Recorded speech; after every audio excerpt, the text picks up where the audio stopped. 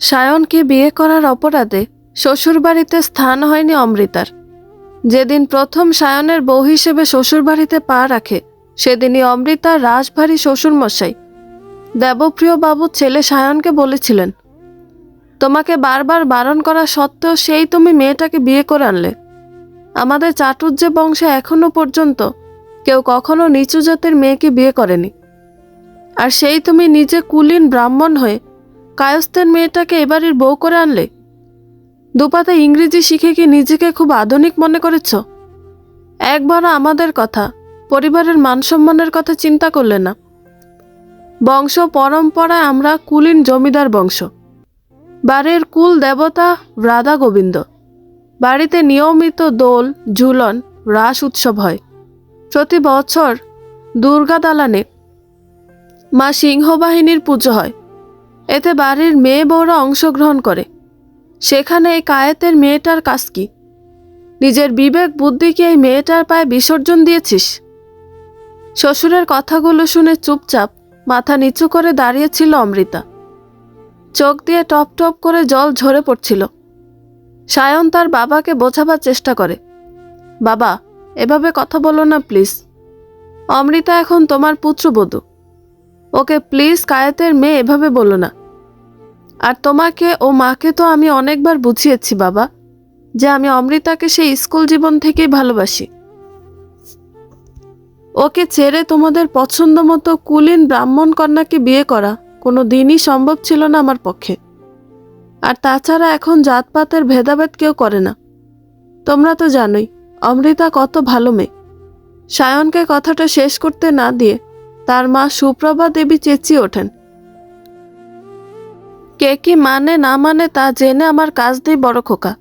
আমি জাতপাতের ভেদাভেদ মানি, তোর ঠাকুমা মানে। সব জেনে শুনে তুই কোন আক্কেলে অম্বিকা সেনের মেয়েকে বিয়ে করে এবারের বউ করে আনলি।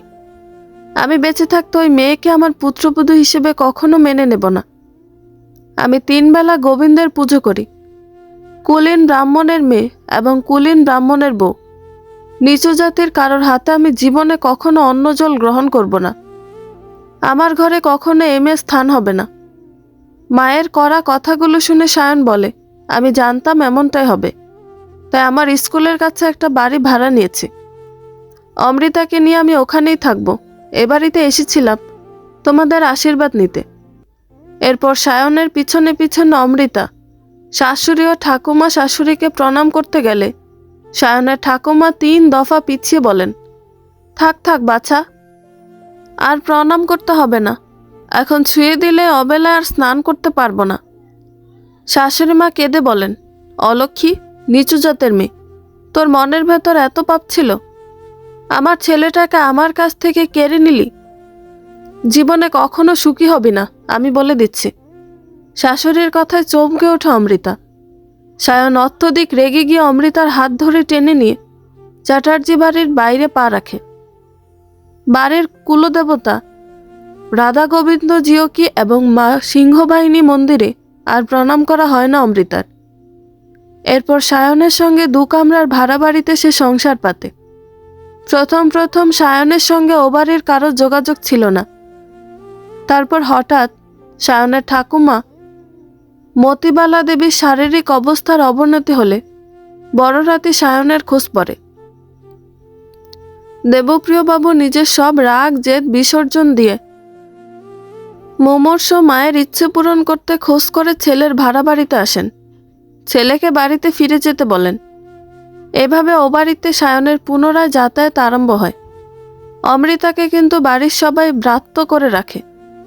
এরপর অবস্থার পরিবর্তন হয় অমৃতার মা হওয়ার খবরে। এবার ঠাম্মার মধ্যস্থতায় অমৃতাই চ্যাটার্জি বাড়িতে আসে। সায়ন প্রথমে অমৃতাকে বাড়িতে আনতে রাজি হয়নি, কিন্তু নিজের বাবা মায়ের অনুরোধে শেষ পর্যন্ত অমৃতাকে বাড়িতে নিয়ে আসে। সায়নের বাবা মা নিমরাজি হয়ে বৌমাকে মেনে নেন। অমৃতা এতেই খুশি।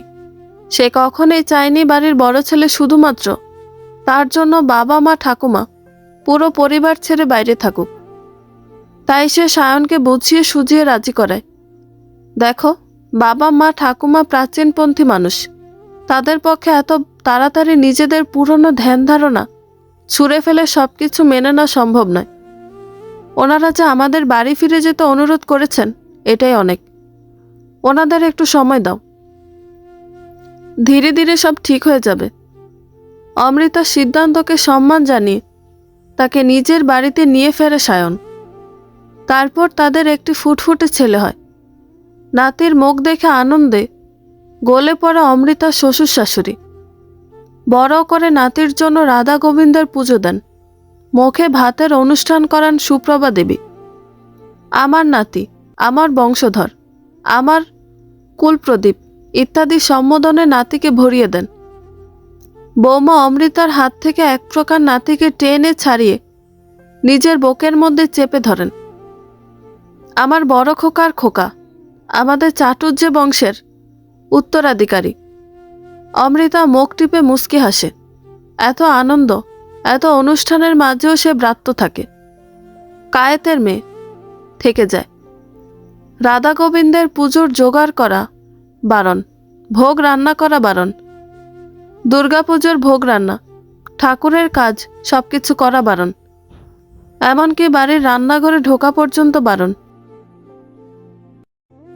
বাড়িতে একজন বাল্য বিধবা ব্রাহ্মণ রাঁধুনি আছে। তিনি দুবেলা রান্না করেন। এইসব নিয়মের প্রচণ্ড বিরোধিতা করে সায়ন।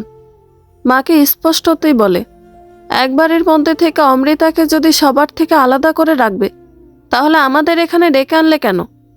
আমরা তো বাইরেই ভালো ছিলাম। তোমরা থাকতে তোমাদের বাজবিচার আর ব্রাহ্মণস্তের অহংকার নিয়ে। রাগী সায়নকে সামলাতে চেষ্টা করে অমৃতা, কারণ নারীর সেই চিরাচরিত মেনে নেওয়া এবং মানিয়ে নিয়ে সংসার বাঁচানোর প্রচেষ্টা।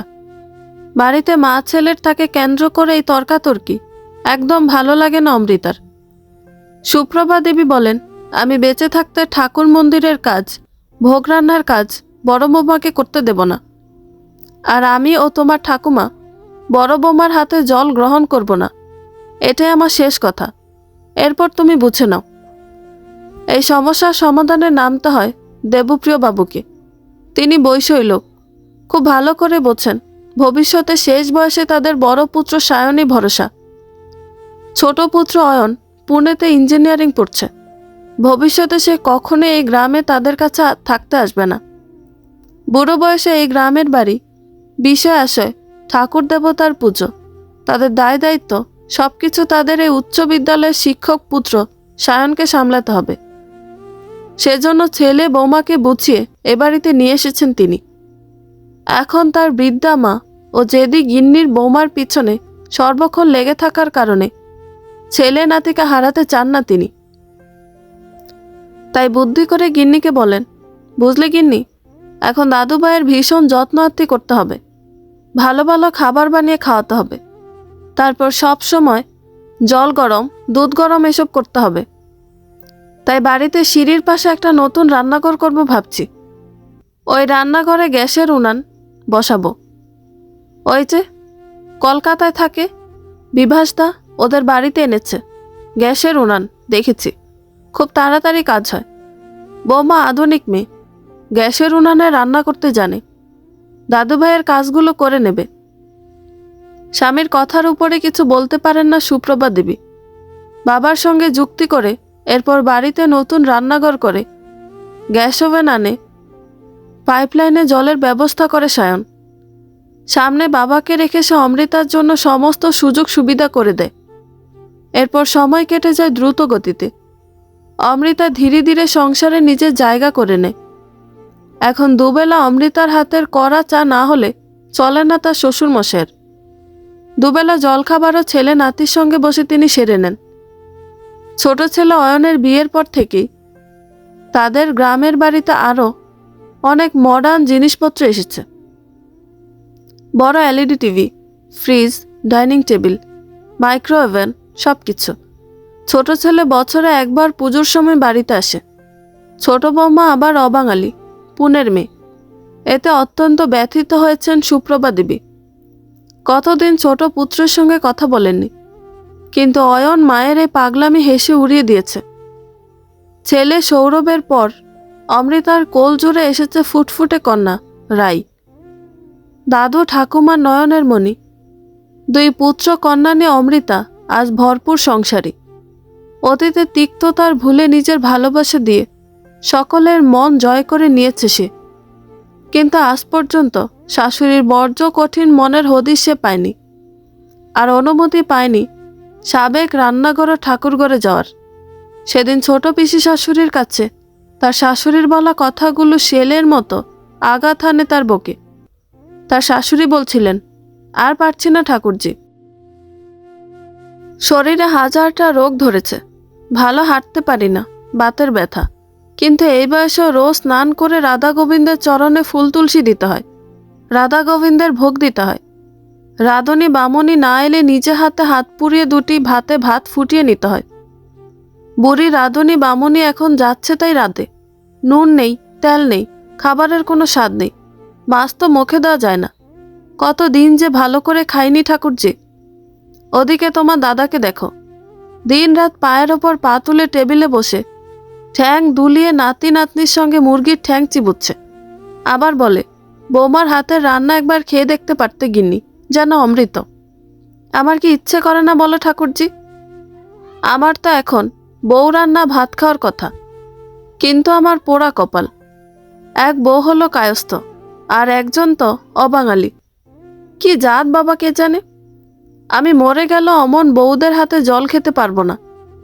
শেষ বয়সী কি বাপের কুলের, শ্বশুরের কুলে 14 পুরুষকে নরকবাস করাবো নাকি?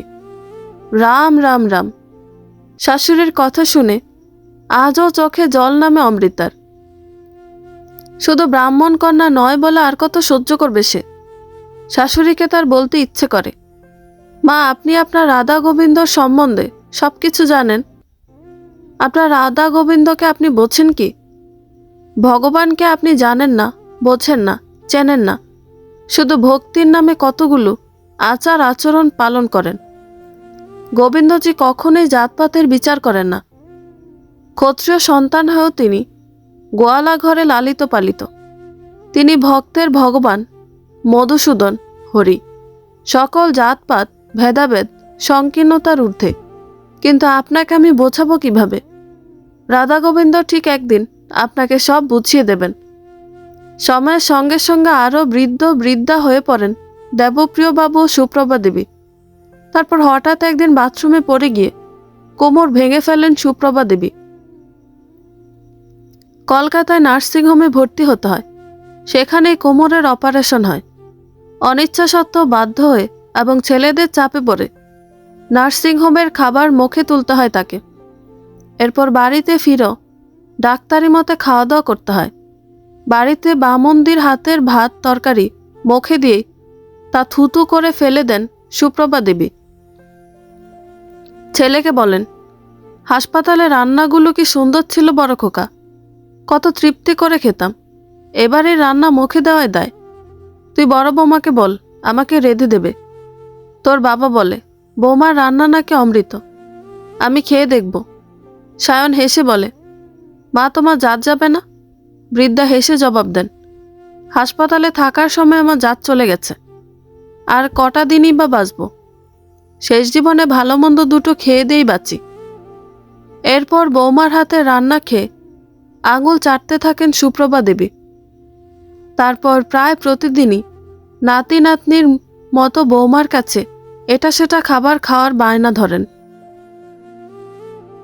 এখন আবার নাতি সৌরভ ঠাকুমাকে ইয়ার্কি করে বলে, কি গো বামুন বুড়ি, শেষ বয়সে সে কায়েতের মেয়ের হাতে জল খেতে হলো, কেমন লাগছে? কায়েতের মেয়ের রান্না? আরও বলতো, হ্যাঁ হ্যাঁ হ্যাঁ, বামুন বুড়ির জাত গেল, কায়েতের ছোঁয়া খেয়ে বুড়ি এবার নরকে যাবে। বৃদ্ধা চোখ পাকিয়ে বলেন, কায়েত? কে কায়েতের মেয়ে? বড় বৌমার তো অনেক দিন আগে গোত্রান্তর হয়ে গেছে, এখন আমাদের হয়ে গেছে। মেয়েদের একবার গোত্রান্তর হলে আর দোষ নেই। এই কথাটা যদি আগে বুঝতে ঠাকুমা, তাহলে সারা জীবন কায়েতের মেয়ে বলে আমার মাকে খোঁটা দিতে না। ঠাকুরমা ও নাতির খুনসুটি শুনে খুব হাসে সায়ন ও অমৃতা। মা নাতির কাছে বেশ জব্দ হয়েছে দেখো অমৃতা। অমৃতা উদাস হাসে। শাশুড়ির দুর্ব্যবহারগুলো আরও বেশি করে মনে পড়ে। তবে এবছরের পুজোর সময় দুর্গা দালানে উঠে মা দুর্গার ভোগ রান্নার অধিকার পায় অমৃতা।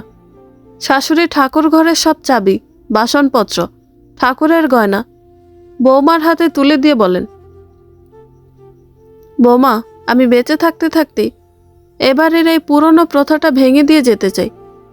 আজ থেকে এবারই যাবতীয় দায়িত্ব এবং মা সিংহবাহিনীর পুজো ও রাধা গোবিন্দর পুজোর দায়িত্ব সব তোমার। অনেক দিন জাতপাতের ভেদাভেদ দেখিয়ে, পক্ষপাতিত্ব করে তোমাকে দূরে সরিয়ে রেখেছিলাম বৌমা। আজ সব ভেদাভেদ গুছিয়ে দিলাম। তুমি আমার ঘরের লক্ষ্মীমা। পারলে তোমার এই বৃদ্ধ শাশুড়ি মাকে তার পূর্বকৃত ভুলের জন্য ক্ষমা করো। শাশুড়ির হাত দুটো ধরে তার চরণ স্পর্শ করো অমৃতা। আর এবারের পুজোতে সবচেয়ে বেশি খুশি হয় সায়ন।